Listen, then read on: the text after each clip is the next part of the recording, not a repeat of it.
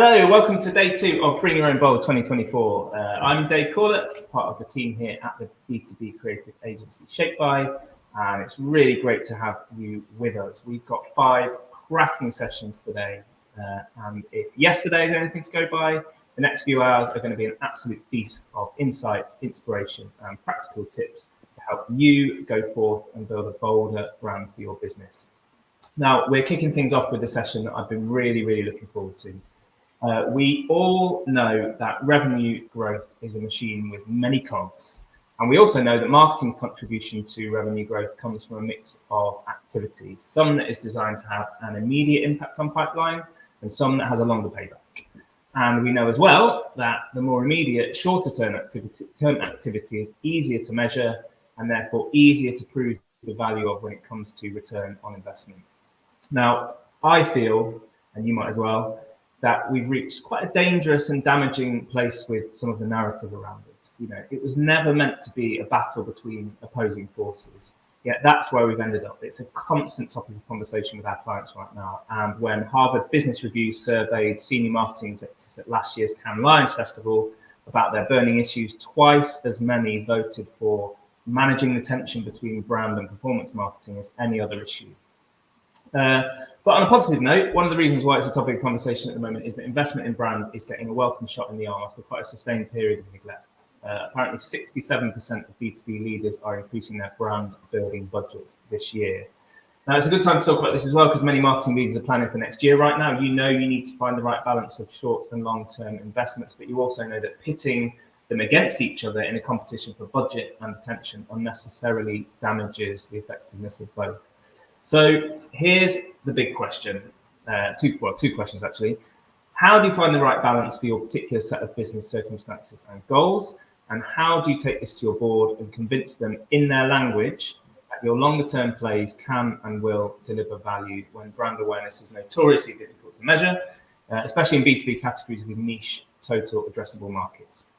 Now, to help us navigate these choppy waters, I'm going to introduce our wonderful panel of experts.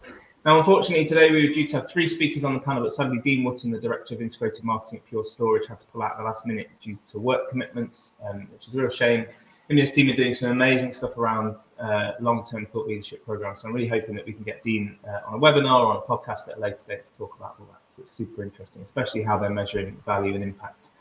But that certainly won't diminish the quality of the conversation because we've got 2 great guests right here. I think that Melissa's going to be joining us any minute, but Melissa Czapiga is the Chief Marketing Officer at the cybersecurity company Red Canary. Before that, she was a VP of Corporate Marketing at Salesforce. Having joined them after Salesforce acquired MuleSoft, where she also led corporate marketing. So, Melissa, I think you're there. Great to have you with us. And joining Melissa on the panel today is Tom Lewis. Hey, Tom. Hi there. Now, when we were discussing how to make this session as impactful as possible for you guys watching, we felt we needed a voice from the boardroom. And what better voice than Tom? He's a seasoned CFO.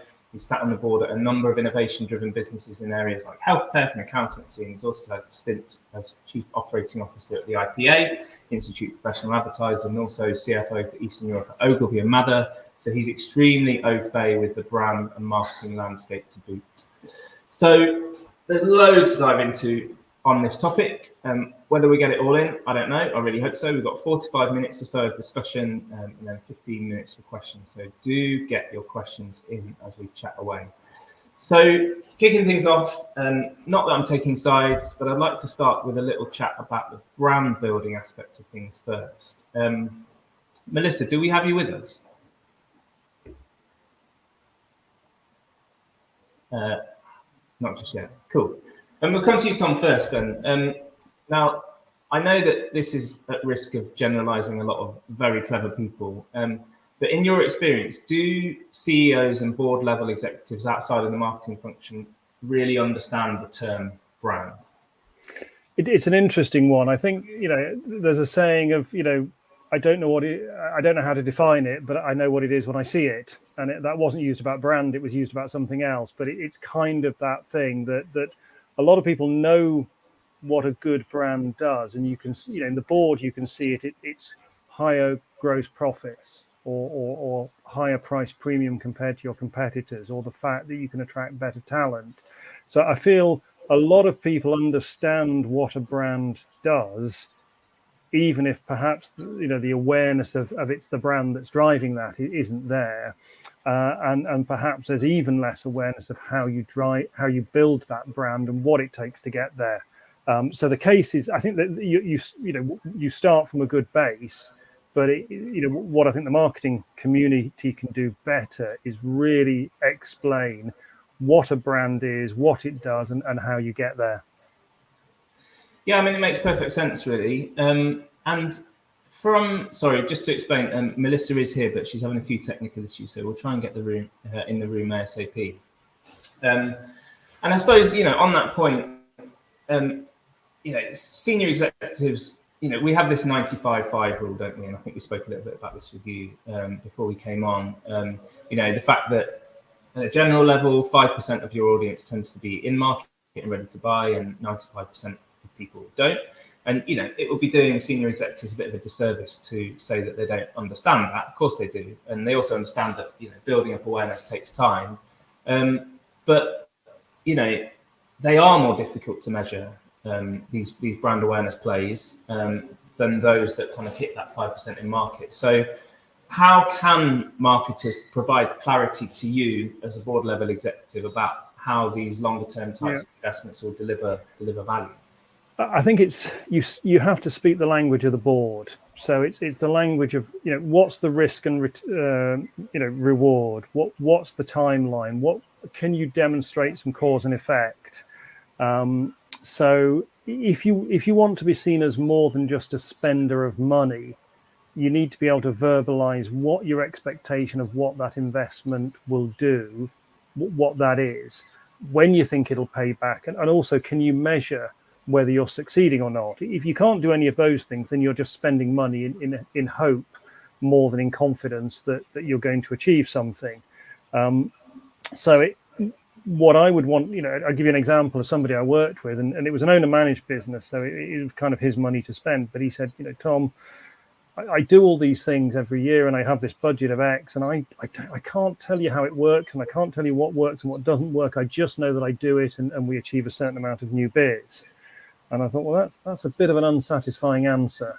But Tim, you're a shareholder in this company, and I'm not, so it's not for me to sort of say, well, I need a better answer than that. If the chief exec signs off your budget, you've got it. But to me, that was possibly one of the most frustrating conversations to have, of somebody saying, I just need to spend money and I can't, I know it's doing something for the business, but I can't prove it.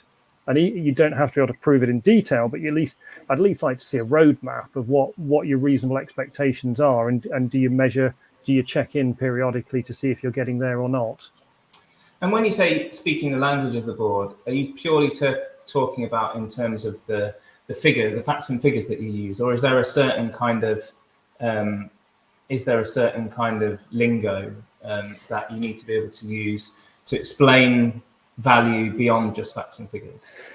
I think if you think of boards as inherently rational and logical, then and process driven. As accountants, we're very process driven. That's sort of that's the mindset. So I use the language of the board as a sort of a catch-all term. It's more a mindset of, this is my starting point. This is the end point. This is, the strategy says we're trying to get here. The tactics are we'll do these things.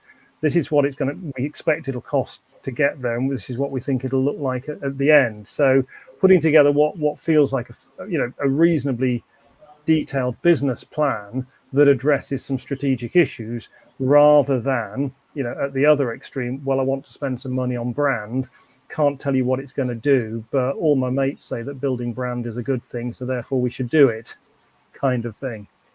Yeah, that's a good point. And does it always have to come back to revenue? Does it always have to have a revenue goal in mind, or no? What when you say cause and effect, what else would a board typically kind of go for? What you've got, I mean, what's happening in a business? You've got, I mean, revenue is price times volume. So you might want to drive volume, you might want to drive price. So volume is basically your activation, but you're increasing price sensitivity. This is Les and Peter doing the long and short of it. Brand building will drive your your awareness and your reduced price sensitivity, it's going to take longer to happen. So you've got to have that 60-40 mix for that. But then you may be in a declining market. You might have base erosion, so you want to just stem your base erosion. So it's not necessarily growth. It's what's going to happen if I do nothing. There are other things there's also the employer brand. So depending on the type of sector you're in, but for example, if you're a professional services business, getting good quality candidates in the door is a key business challenge. If you have a strong brand, if people have heard of you and you're well respected on the market, your brand building is not just helping you raise the prices you charge outwards and making more people want to come to you, more cheaply and buy more often at higher prices. It's also making you attractive as an employer as well. If you're completely dominant in the market, you can almost fight off competition. If people go, well, you're so strong, you're so present, we won't go into competition with you because you just own that market.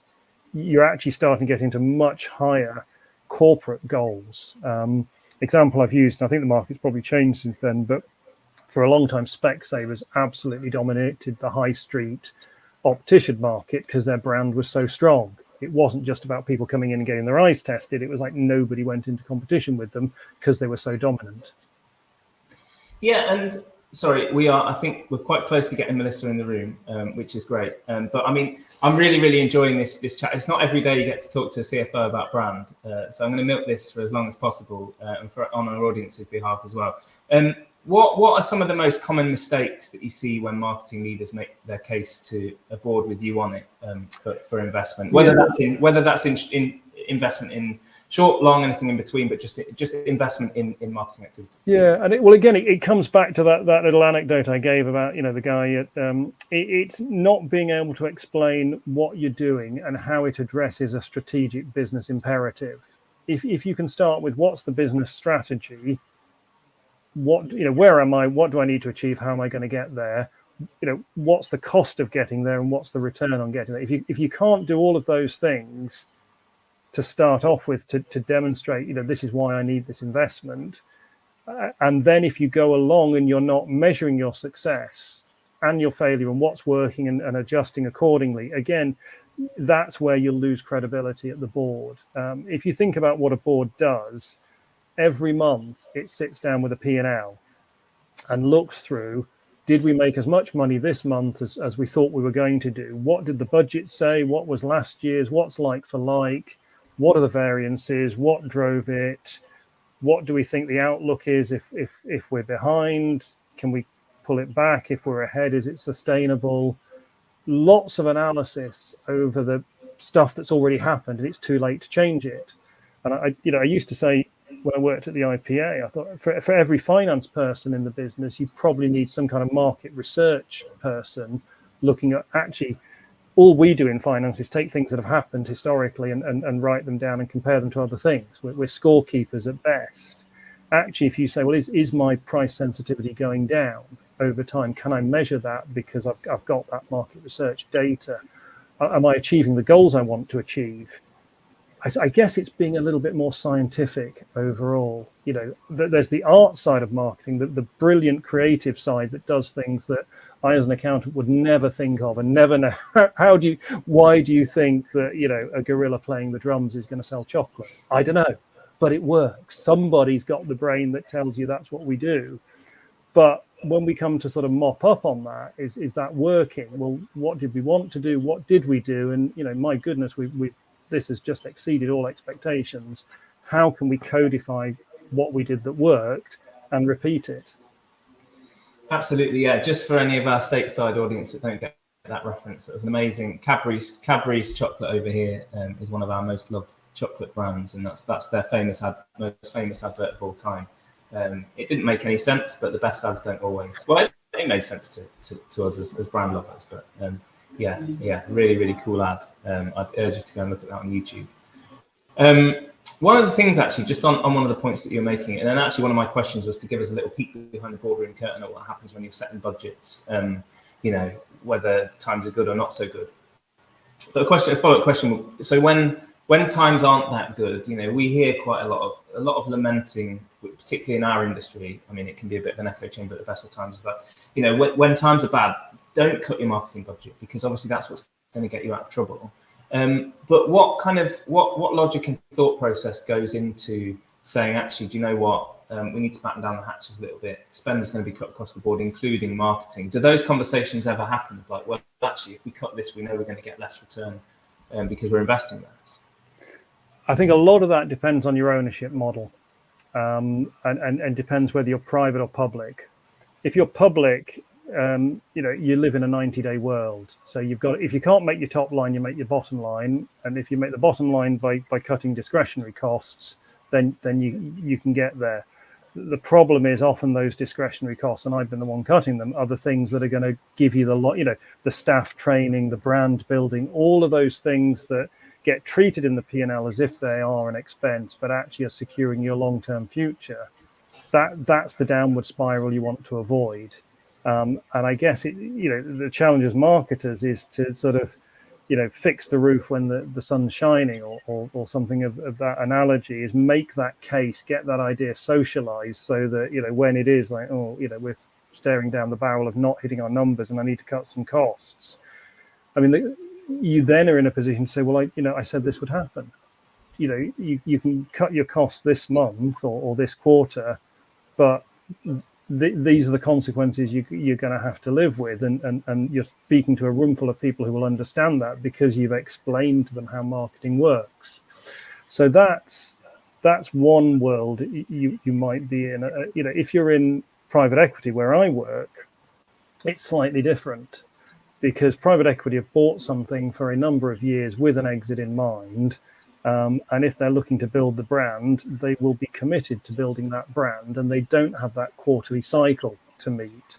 And therefore, you've got a longer term. Now, that's not to say you don't have difficult conversations about, well, are we getting the returns on the brand? All of this investment that we want, is it working as well as we want? Have we slightly overinvested for the cash flow we're achieving?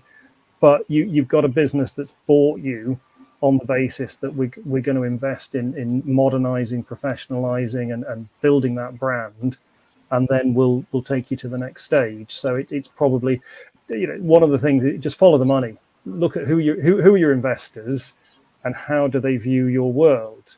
And if your investors understand how brands are built, or understand the value of having a brand, your chief exec certainly will, and therefore as a marketing director, you'll be tasked with doing it. If your investors don't, and they're short-termist, then the chief exec is going to be asked about short-term issues on the investment call, and then going to be coming to the marketing director saying, well, how do we make up next quarter? How do we get to next quarter's numbers? I mean, there's loads I want to unpick about this, actually, particularly around that difference between public and private companies, and the fact that do quarterly earnings announcements and earnings pressures drive short-term thinking. We're going to come back to that, because I think we've got Melissa now. Do we have you with us?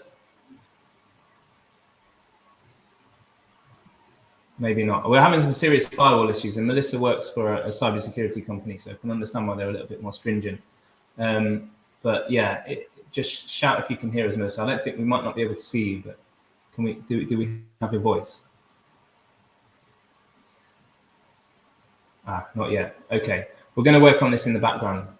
But so, Tom, yeah, a really, really interesting point there. I mean, it's a really blunt question, actually. Do you feel that at a public company, the fact that you have to report on a quarterly basis to the market, to Wall Street, to whoever it may be, does that drive more short-term thinking? Is it harder to make the case for investment in long-term brand building at a public company where any investment is going to come out of a cash pot that could potentially be driving short-term revenue? I think it's inevitable. If you want to understand human behavior, you have to look at the incentives, and the main incentive in a quoted company is the quarterly earnings call. That's what everything's focused around. So, and as I said, if you can't make your top line, you make your bottom line. So that is the pressure.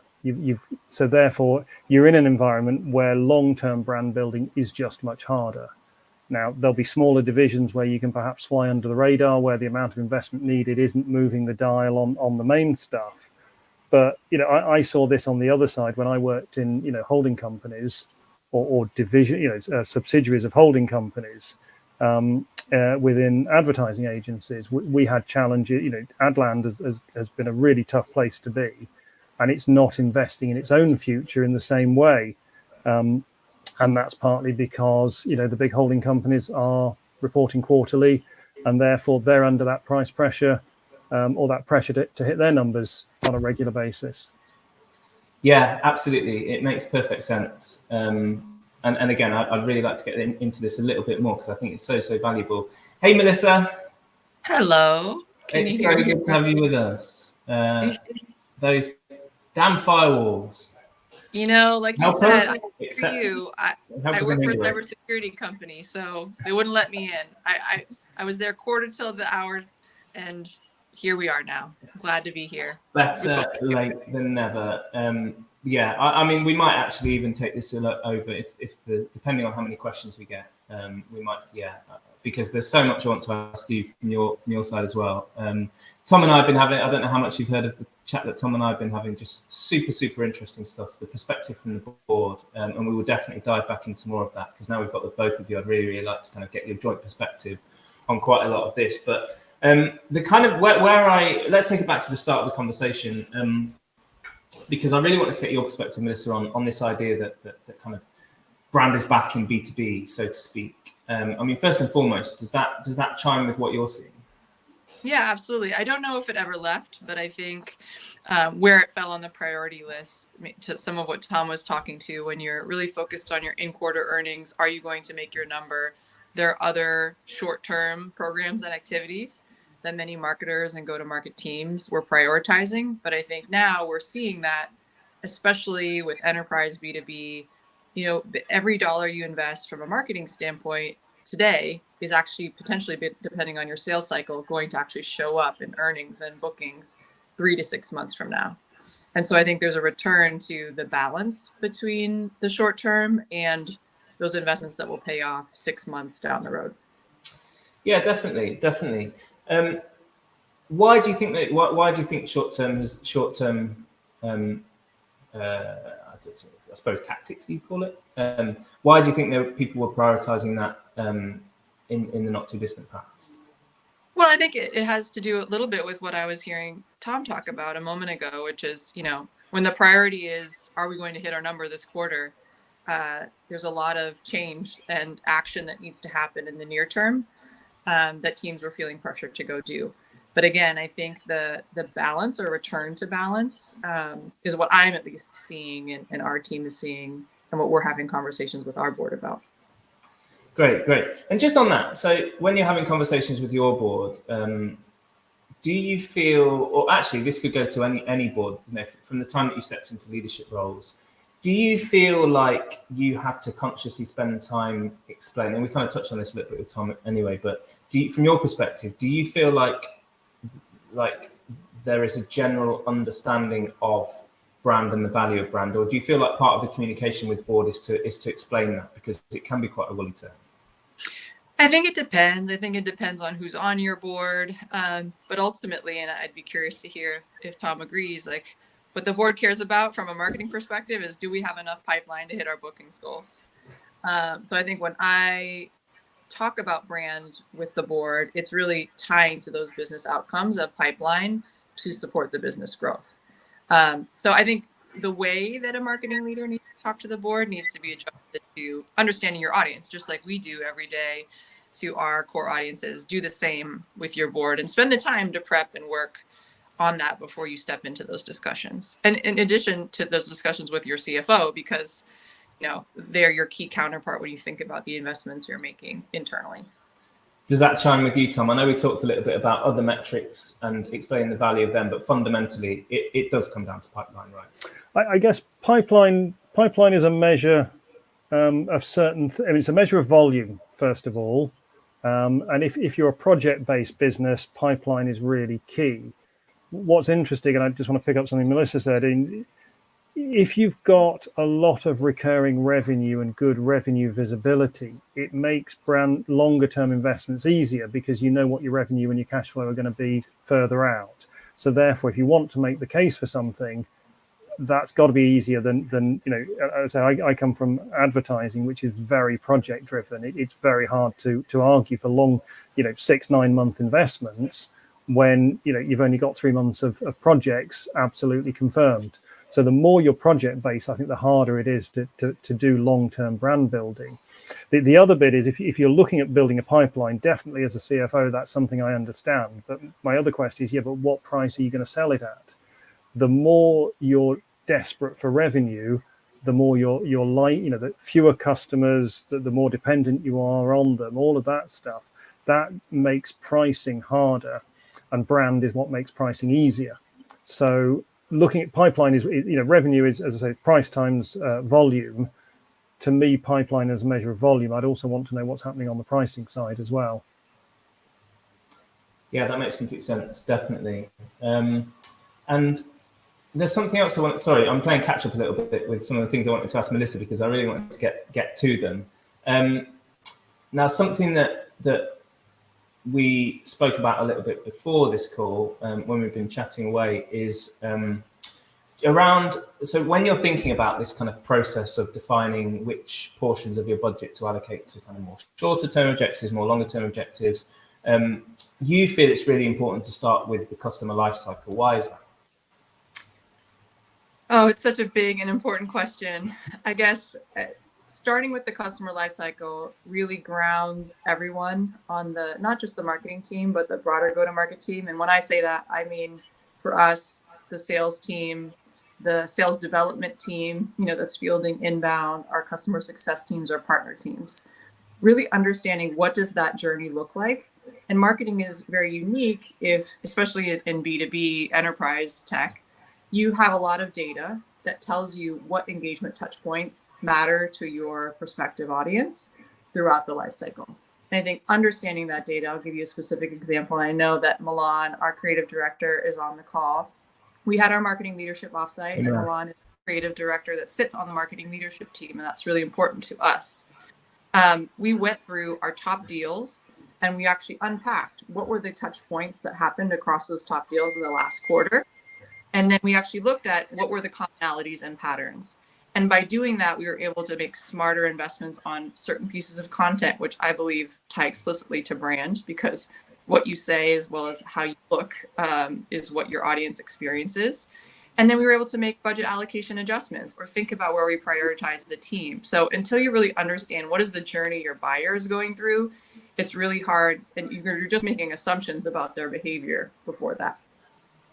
Yeah, and I mean, again, that's something that seems logical to be able to take to a board and say, this is why we're doing this, and they completely buy into that. Is that simple enough to say that?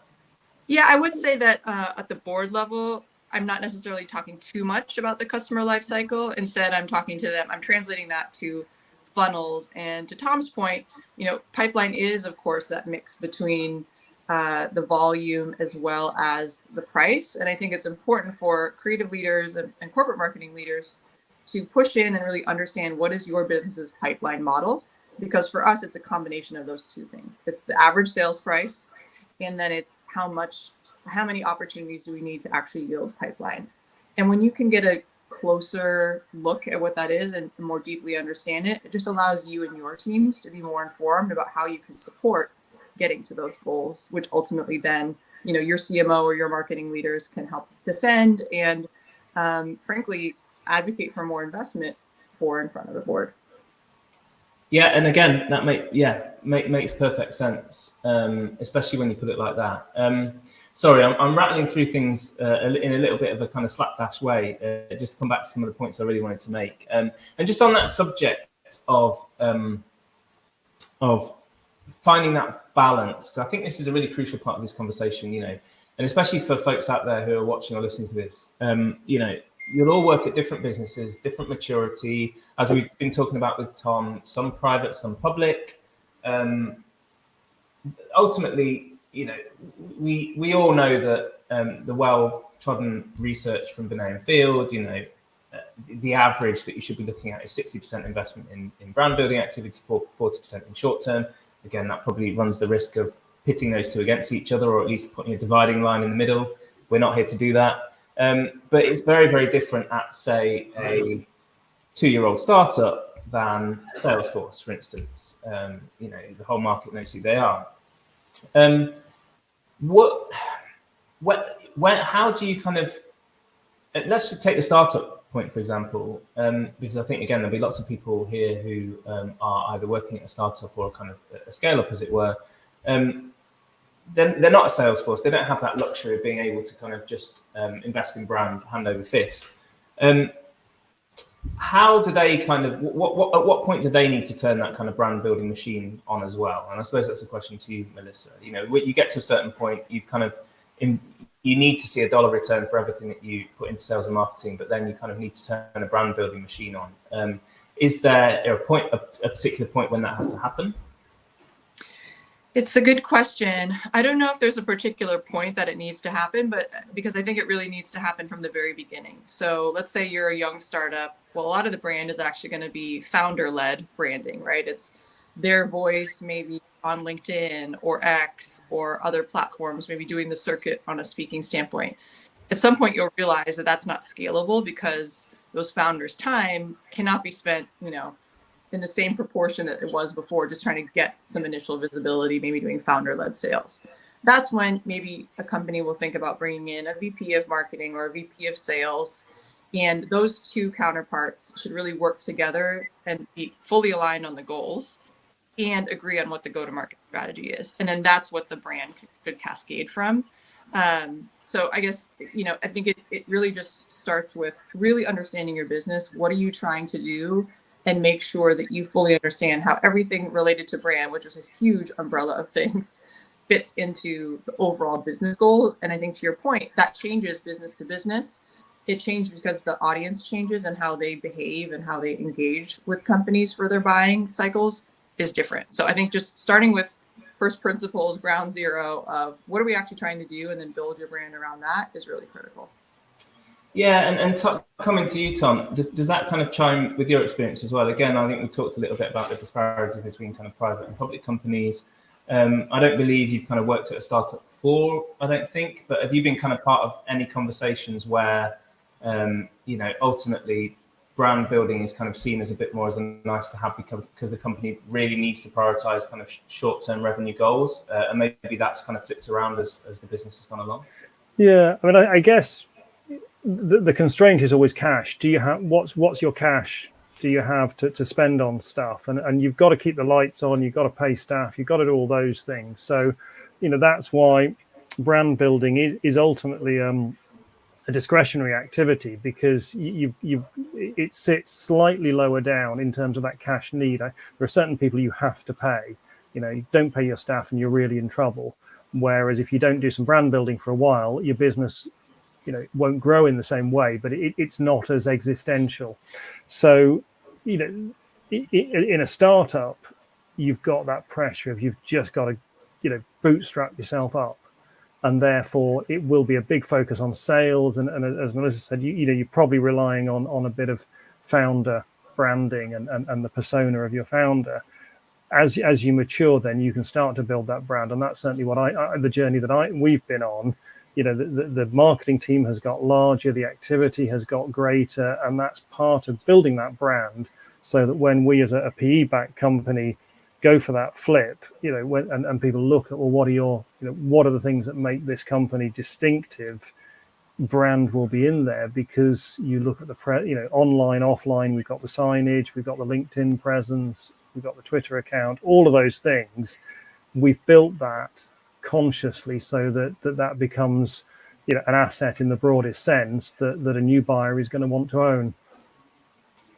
Absolutely. Yeah. And just on this point, and this is kind of a question for both of you really, but I'll come to you, Melissa, first. We talked about boards a lot, but specifically founders and CEOs. To what extent ultimately does their mindset and belief in brand have an impact? I know you talked earlier, Melissa, about playing to your audience, so to speak, but when you're specifically talking about the founder or the CEO, what does their perspective and mindset and opinion on brand have to do with the way that you're able to secure investment in longer term plays? I mean, as you can imagine, it has a huge impact and influence on how the go-to-market team thinks about brand. So I think first educating your CEO and the rest of your executive team on how are these investments in brand going to tie to the business outcomes that you're collectively working towards, and then giving them examples. I found that oftentimes, because everyone has a specific association with what brand means to them, asking them what brand means to them first off, right? Getting curious, and really getting clear on what that means to them, and then share with them what your view of brand is, and then close that bridge and gap by sharing examples. So if you know that your founder or CEO really admires certain brands, give them examples of what you see those brands doing and say, these are the kinds of ways that we could do it. Not to maybe copycat, but more just as a reference point, right? That frame of reference can be really helpful because it takes something that may be more abstract, especially for more technical founders, into something that's really tangible that they can associate with more directly.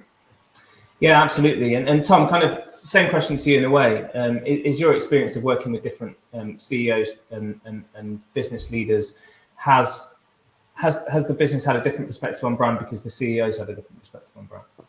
Again, I come back to my earlier point about you follow the money. It's really what the investors want. So it depends who owns you. If your owners understand what brand is and want to build a brand, then they'll have those conversations around, well, what are you investing? What's the return? Show me your homework so that I can see it makes sense. And then, yes, what you end up with, you may have a CEO that believes in brand, but if you've got a project-driven sales business, you just need to feed the machine. So you kind of, you're going, and ultimately that person is going to have a difficult conversation about, well, why aren't you hitting your sales targets? And the answer won't be because we're failing to invest enough in brand. It'll be because I'm not going out and having enough conversations and persuading enough people to buy. So a CEO who believes in brand is great, but you've got to have the backing of the investors. You've also got to have the business that can grow by branding. That's got to be or where it's, you've got a market that's highly responsive to brand building, and therefore it's going to add far more value than the cost that you're putting into it. Yeah, absolutely. So there's another thing I wanted to come on to, and again, Tom, we've spoken a little bit about this earlier, but something that I think is going to be quite pertinent to a lot of people in the audience again is what should you be prioritizing when budgets are a little bit more constrained? We all know how easy it is to neglect long-term activity when budgets are reduced, but pipeline and revenue targets aren't. So I just wanted to come to you, Melissa, and ask, when budgets aren't constrained, but you know that you still need to invest in brand activity, are you still able to kind of experiment? Are you able to do experiments around investment, or is that kind of a bit of a luxury when budgets are constrained? I think you can absolutely do experiments, and actually it's a time that you should double down on experiments. But I think the size of those experiments and the time that you spend on them will change.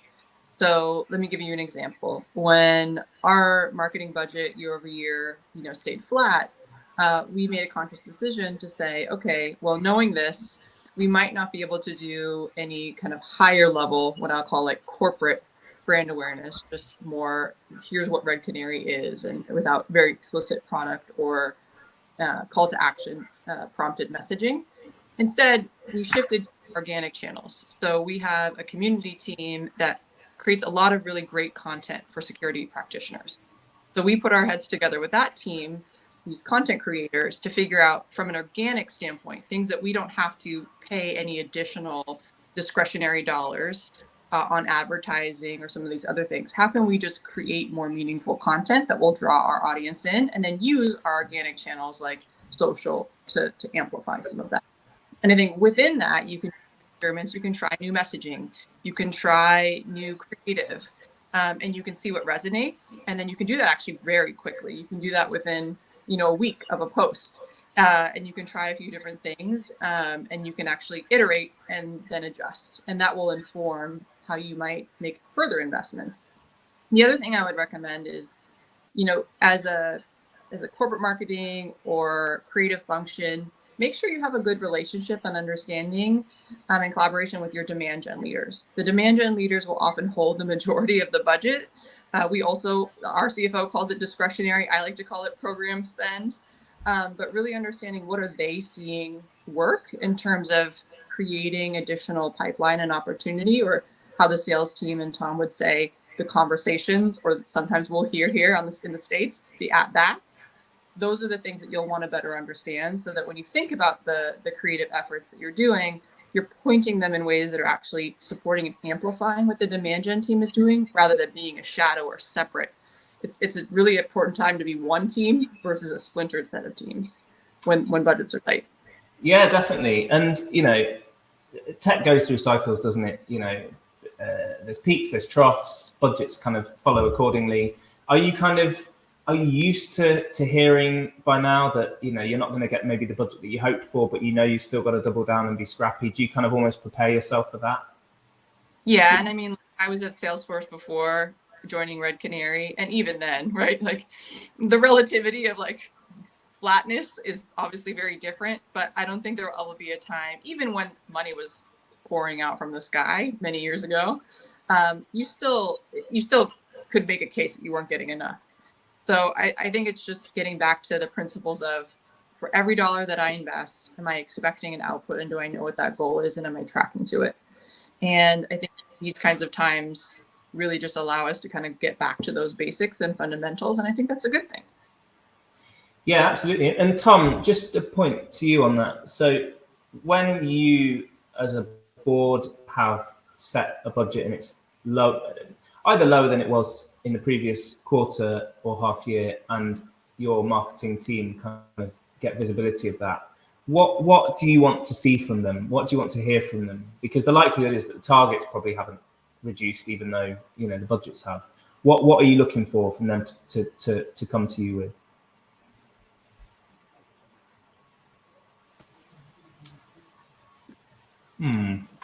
Right, sorry, I'm still here. Just slightly.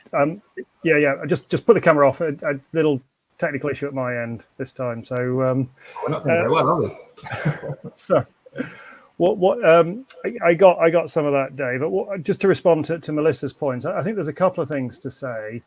I think the first one, in terms of how do you as a marketer, broach these difficult conversations, I two things. I think one is position it as trade-offs. If you don't want to spend this money, this is what I can't do. If I spend this money, this is what I can achieve. And that comes back to that point of, you've got to be able to demonstrate what the money is doing and how you're going to measure what it's doing.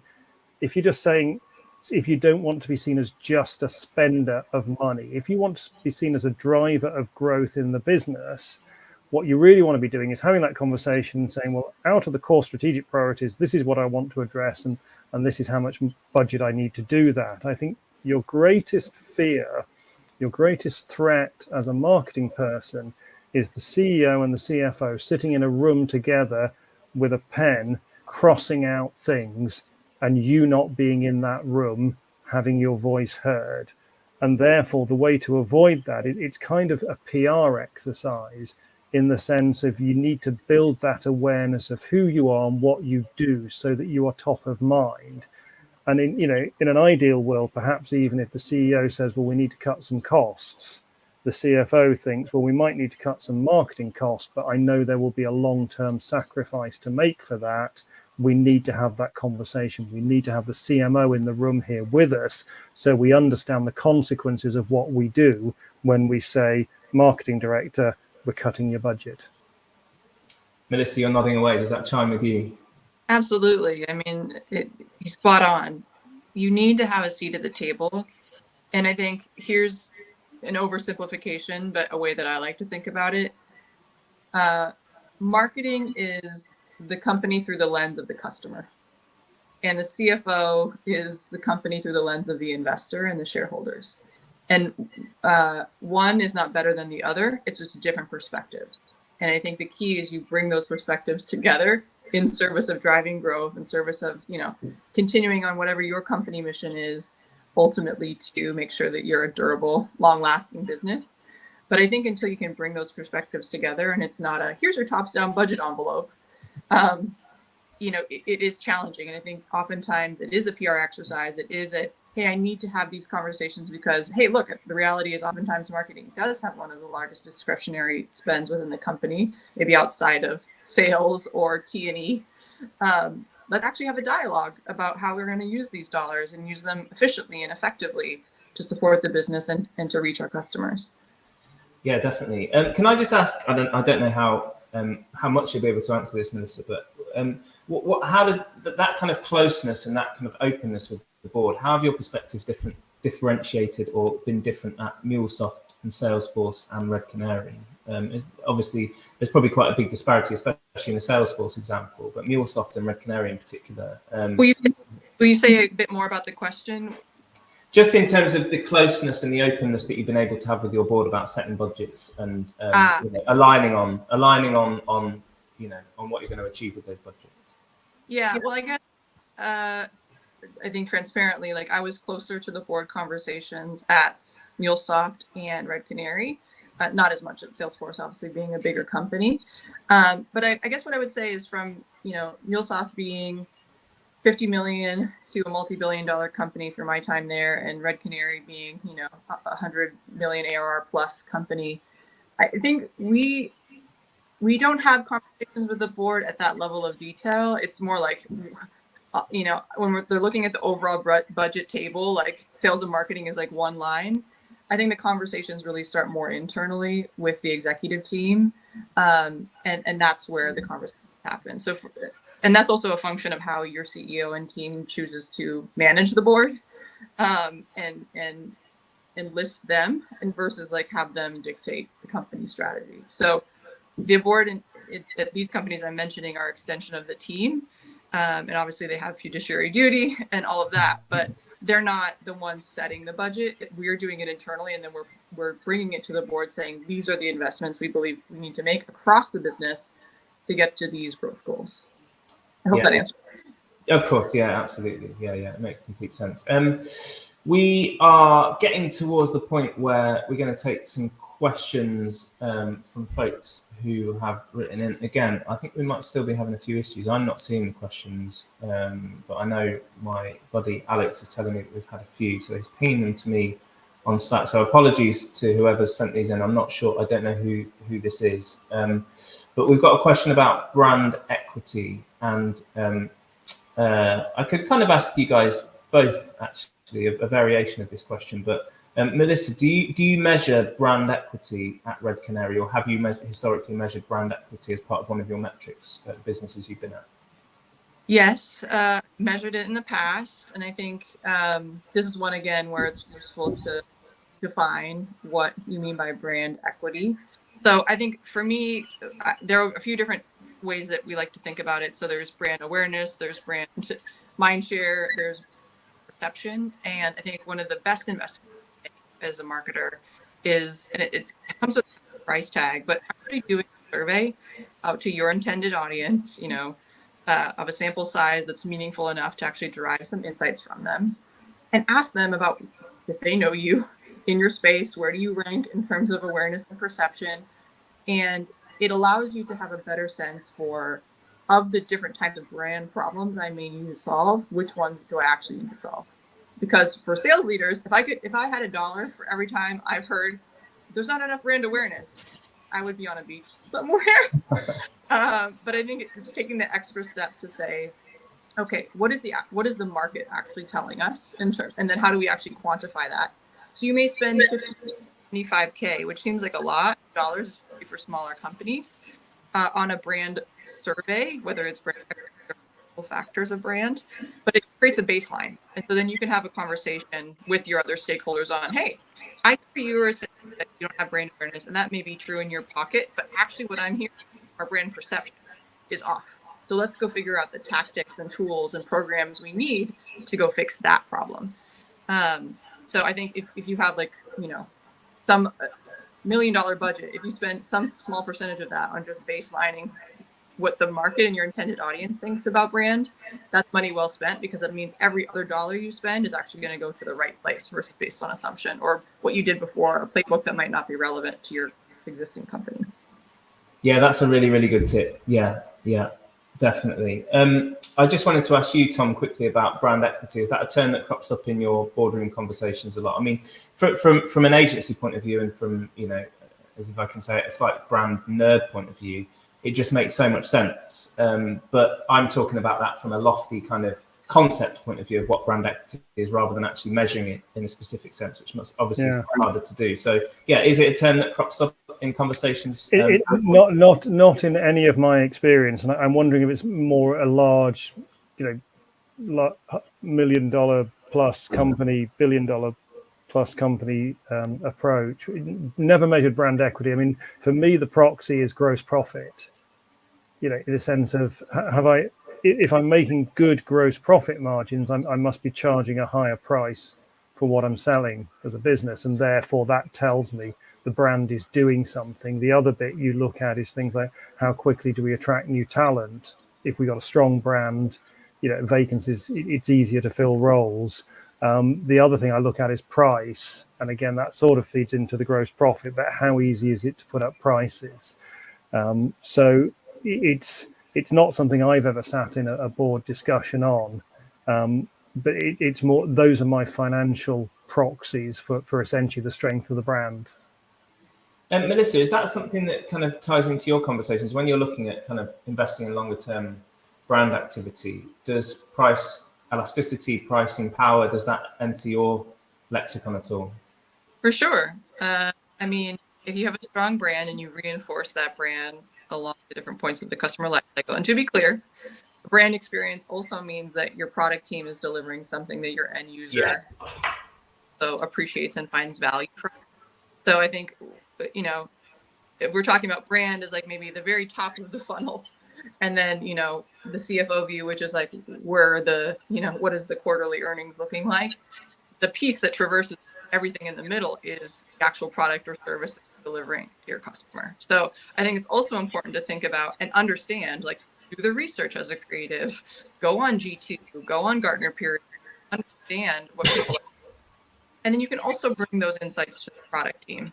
So I do think I guess my push is constantly thinking about marketing as like, this is all a system and it's all interconnected. Like, don't think about marketing as a silo, because I think that's where the trap often is, where it's just like there's a huge disconnect between brand equity at the marketing level discussions to the board level discussions. Like, try to really understand and close that gap as best you can.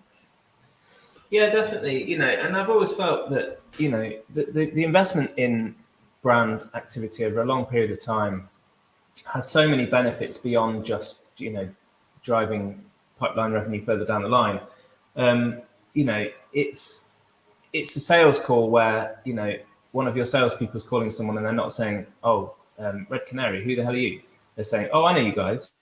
It's the ability to smooth friction, to reduce that velocity in the pipeline, to do deals quicker, push people down the pipeline quicker, because you're not coming up against that friction of people having to explain, who you are and what you do. It's getting on those day one lists. There's so many kind of things that I think when, and again, I'm looking from the outside in, but there's a slight frustration when we hear that that companies or performance marketing's on the up and investment in brand is down, because you just think that these things are going to come back to bite people. And I know that we've spoken throughout this conversation about how complex this thing is. It's not just as simple as that. There are so many factors behind making these decisions when it comes to budget setting and investment priorities. But yeah, I think that you're exactly right. Everything comes back to a strong brand, 100%. I'm just looking at these questions. We've had one in, and again, I do apologise if you sent this in and I'm not name checking you. Melissa, this one's for you, I think. Can you give some specific examples of how you measure return on investment from brand investment? Yeah, a few that come to mind. So I think first up is brand has a clear association, and one of the best metrics you can look at is website traffic.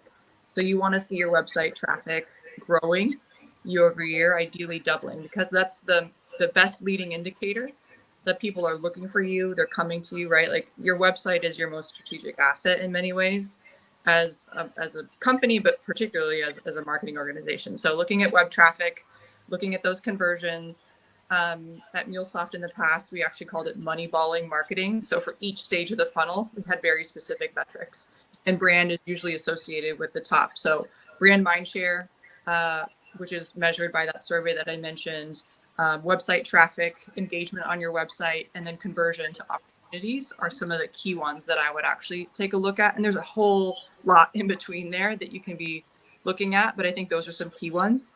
Another one that I'd encourage teams to set some metrics around would be if you have content and you have some sort of newsletter, like growing your subscriber base based on who you're trying to reach. So set a goal like grow at 25%, every half or every year, and then grow your followers on social. I think that's the other key piece. You want to be known as a destination, and you want to be trusted as a place of useful information for your target audience. And those are just a few different properties and channels that'll help you do that.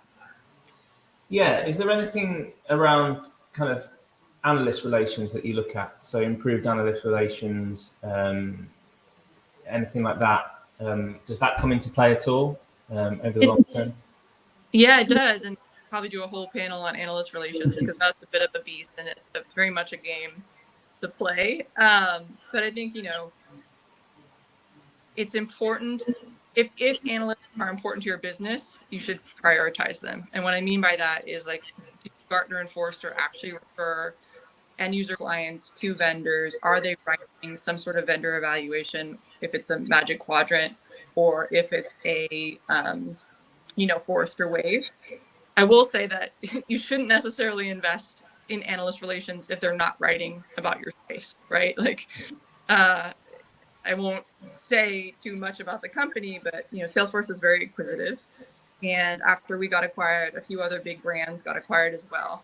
And we had 3 major analyst evaluations at MuleSoft, and one of these acquired brands had an analyst relations team that was 12 people deep, and they had no evaluations to speak of. And that wasn't how people purchased the decision. So don't invest in things that everyone else is doing it, and definitely don't invest 12 deep if you don't think that there's real, ROI for that. Yeah, definitely. I would love to do a panel on analyst relations, actually. There's a couple of interesting people that we know that are in that world. And we've actually done a podcast on it on the Changemakers in the past. So that's one to go and listen to. We're nearly out of time. I've just got a couple more questions. Tom, this one is for you. You mentioned if you're a project-based company, it's harder to have long-term brand goals. Is that a case of balancing tactical short-term and long-term? Or in these cases, do you find the board shies away from long-term activity? Yeah, I think it's all about the visibility of cash. If you don't have good cash visibility, it's hard to plan the business. And the most project-based business I was at, we would only forecast revenue 12 weeks ahead. We knew what this month would be. We had a good idea of next month. The month after was a bit finger in the air. So it was you then had to rely on the sector we were in and the contacts we had. There wasn't really, it was an incredibly high risk business. We ended up selling ourselves as we were sort of top of the pyramid, and we ended up selling ourselves to a much larger organization where, if you had a couple of quiet months, they had the cash flow to support us through it rather than us having to make some difficult decisions. Yeah, it makes sense. And from a tech point of view, I wonder whether, not so much now, but kind of if you've got a business, 18 months, and therefore it's much easier to take a longer term view, and you're just sort of tweaking as you go if things are slightly better or slightly worse. Sorry, Tom, you just cut out in the middle of that. I do apologise. We got the start and the end of that. Okay. I think just to summarise, if you're project based, you don't have good cash visibility. Therefore, you're going to be very short term in your decisions. If you've got good revenue visibility and a subscription type model, it's much easier to take those kind of longer term brand building investment decisions. Yeah, definitely. And obviously we've seen a huge push towards ARR in the tech sector, which I think is the smart move. And that's what we see a lot of kind of conversations focusing on. Listen, we're out of time. Both of you, thank you so much. We battled through some technical issues. We got there in the end. I thought that was a really great conversation, full of insight. I would love to do another session with this mix of CMO and CFO, because I think it's so valuable to get different perspectives. But you guys have been absolutely fantastic, so thank you so much. If you're sticking around for BYOB, we've got 4 more sessions today. We'll see you very soon for the next one, which is how to tell your AI story with Cindy Duong from Outshift by Cisco. That's going to be a fascinating conversation with Nick Farrer, our CEO and founder. And I will see you later for my next session with Eduardo from HubSpot. All right. Thanks both. And